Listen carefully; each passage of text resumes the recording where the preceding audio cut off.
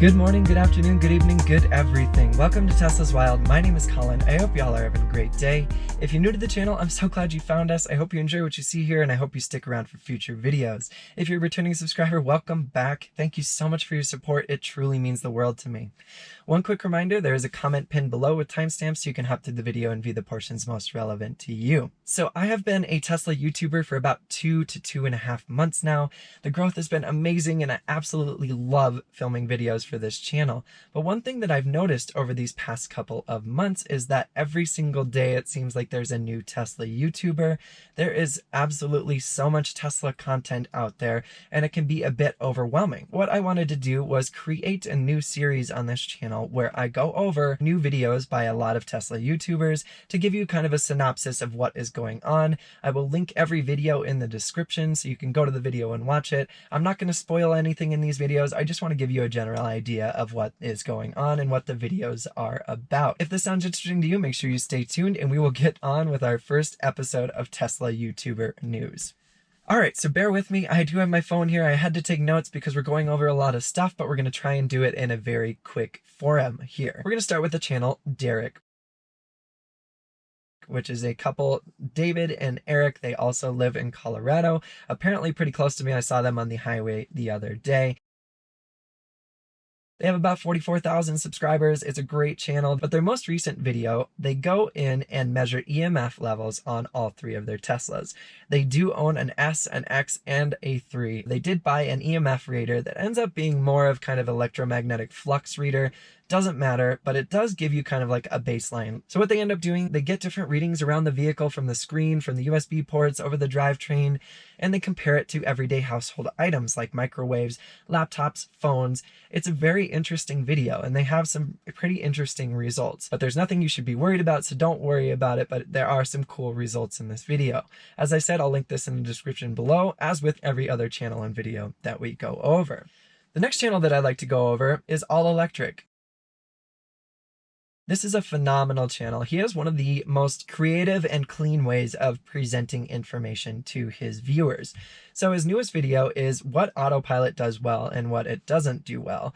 What he does a really good job with in this video is stopping the video and tell you exactly what AutoPilot did well and what it did not do well. He clearly defines what the environment variables are and how they're impacting the Tesla and how it did or didn't deal with them. It's a really, really great channel. He does a lot of really cool stuff like going over a blind hill and shadows and seeing how the AutoPilot system reacts. Because it mainly relies on the camera system, this is a pretty complicated scenario for it to handle, and he does a phenomenal job of presenting it, and the Tesla does a great job as well. So make sure you check the description for that video. The next channel I'd like to go over is Tesla Joy. Tesla Joy is one of the channels that I've been watching for a little while now, and I truly enjoy her content. She has just such an awesome vibe about her. She's so happy, and she just seems like a genuinely good person, and she produces some pretty solid Model 3 content. She released a video about the vampire drain that her Model 3 experienced while she was on travel for 12 days. What this video ends up being is a comparison to another video she released back in January, where she went on travel again, tested the vampire drain on her Model 3 during the winter. There's some really interesting results in there. As we would all expect, the vampire drain should be a lot less, but it is actually really surprising how much less it is. So definitely go check this out. It's a great channel. She's been growing faster than everybody can even imagine. She certainly deserves it. It's an awesome channel, and this is a really cool video that emphasizes that. So definitely check it out. Link is in the description below. The next channel that I want to talk about is DÆrik. DÆrik is an awesome channel, and actually I've become friends with this guy. His name is Chris. We talk all the time about YouTube and videos and what we're kind of doing and how our channel is progressing. He's an absolutely great guy, and he's got an awesome channel. Recently, he released a video on the easy open and auto open Frunk.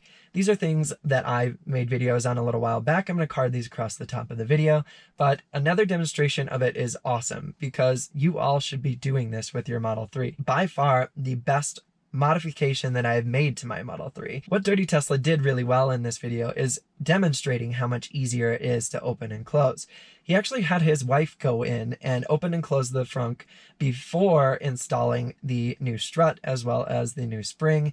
And then he went in, and she had never opened the frunk before. And then he went in and had her open and close it afterwards. And just her reaction and how much easier it is truly apparent. And he did a really, really good job with it.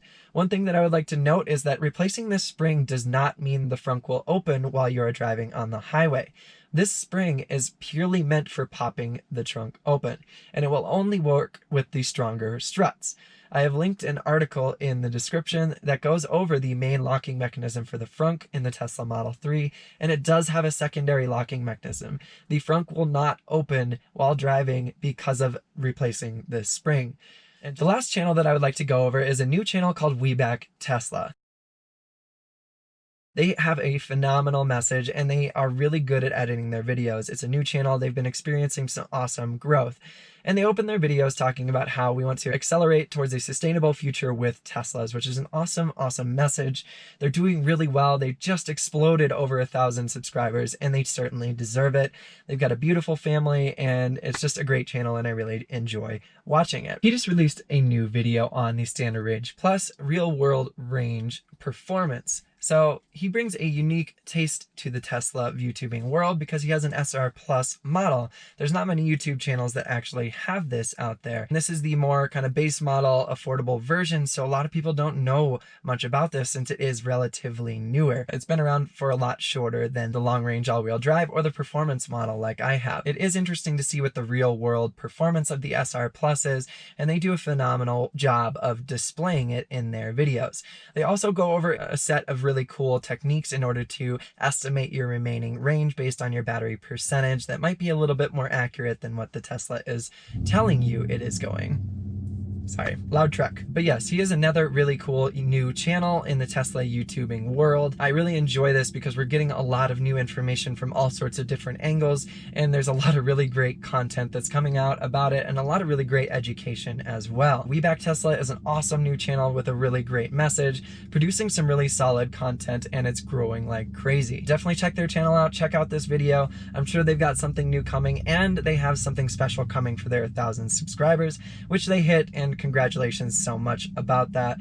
All right, so that concludes our very first episode of Tesla YouTuber News. As I said, in the description below, there are links to all of the videos. I hope you guys enjoyed this sort of content. It's new, and I didn't know how it would go, but I figured there was probably a need for it, and it's something that allows me to do what I love to do, which is watch YouTube videos on Tesla. It's what got me started on my channel. If you guys did enjoy this content, please let me know in the comments down below. And again, if you did enjoy this content, please smash that like and subscribe button down below. It truly means the world to me, and it is so, so important. Thank you so much for taking the time to watch this video. As always, I've got a lot of new content coming your way, so make sure you stay tuned, and we will see you next video.